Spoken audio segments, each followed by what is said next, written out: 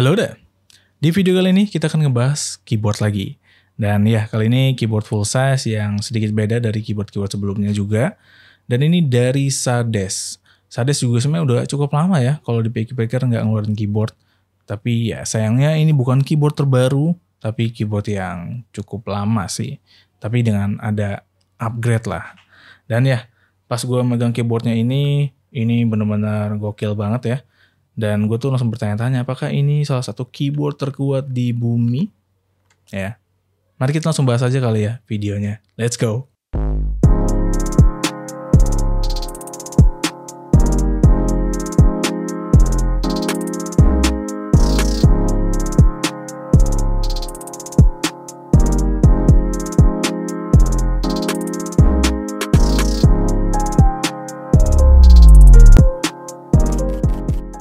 So, yang gue pegang sekarang adalah Sades Groza, salah satu keyboard full size andalan dari Sades, yang dimana ini cukup banyak peminatnya ya, karena sempat sold out.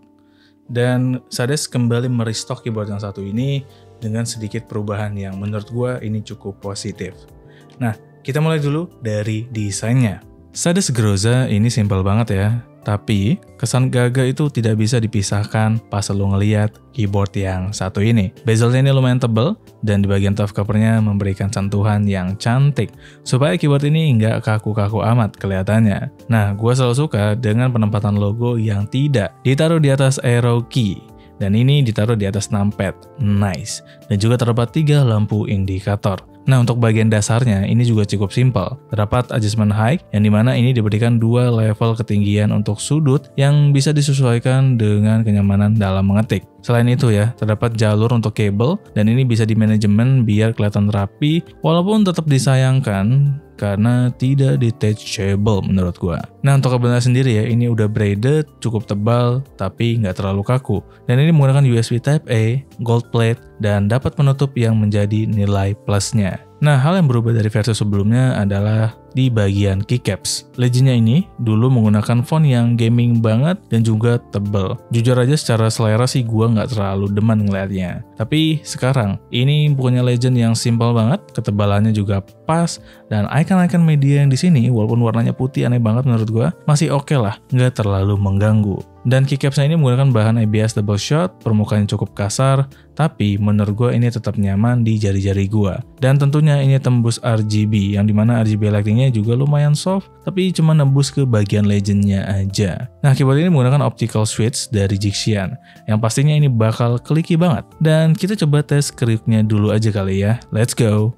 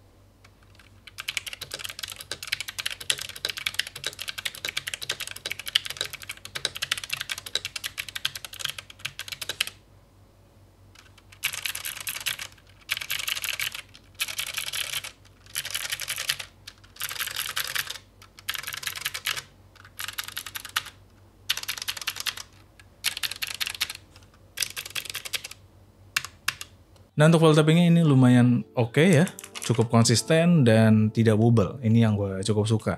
Tapi ya balik lagi, seperti keyboard pre-built sebelumnya, itu rattle di bagian yang keycap panjang-panjang. Tapi ya it's okay lah ya. Dan juga untuk optical switch, udah pastinya ini berisik banget, seperti halnya Blue Switch Mechanical. Tapi menurut gue ini sedikit sopan masuk ke telinga. Ya walaupun sebenarnya berisik mah berisik aja lah ya. Tapi kalau memang nggak suka dengan suara berisik pada keyboard ini, switchnya sendiri ini bisa diganti kok. Karena ini udah hot swappable. Dan tentunya ya, ini hanya bisa diganti dengan optical switch juga. Jadi cari aja yang kompatibel. Jadi ya solver tapping ini udah oke banget. Dan juga by looks ini udah strong banget kelihatannya. Dan ya seperti penampilannya, keyboard ini memang strong banget. Untuk build quality-nya ini solid banget dan juga padat. Bobotnya ya ini yang harus dikorbankan karena ini lumayan berat. Tapi yang amazing banget menurut gua adalah ini full waterproof. Literally, kalau ini ketumpahan air yang banyak banget, ini tetap nyala dan gak ada bagian yang error. Bahkan untuk waktu yang cukup panjang setelah ketumpahan air.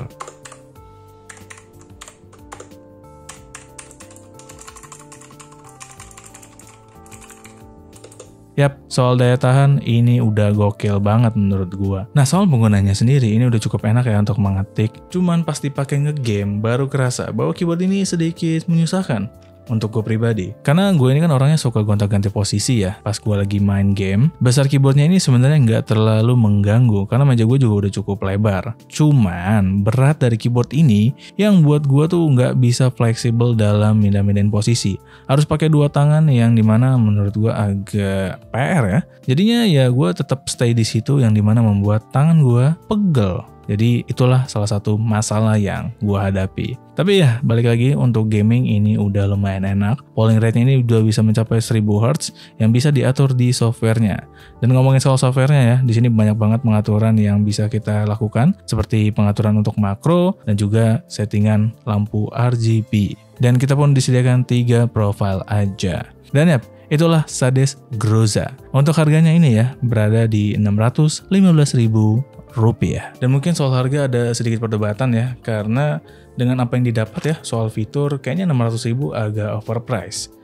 Ya, gue juga setuju kalau kita memandang dari sisi itu. Tapi kalau kita memandang dari sisi durability dan pemakaian jangka panjang, kayaknya keyboard ini pantas banget dihargai segitu. Gue yakin ini bakal bertahan lama. Wah, walaupun tergantung penggunaan dan juga perawatan, tapi inilah yang ditawarkan oleh Sades, durability yang mantap banget.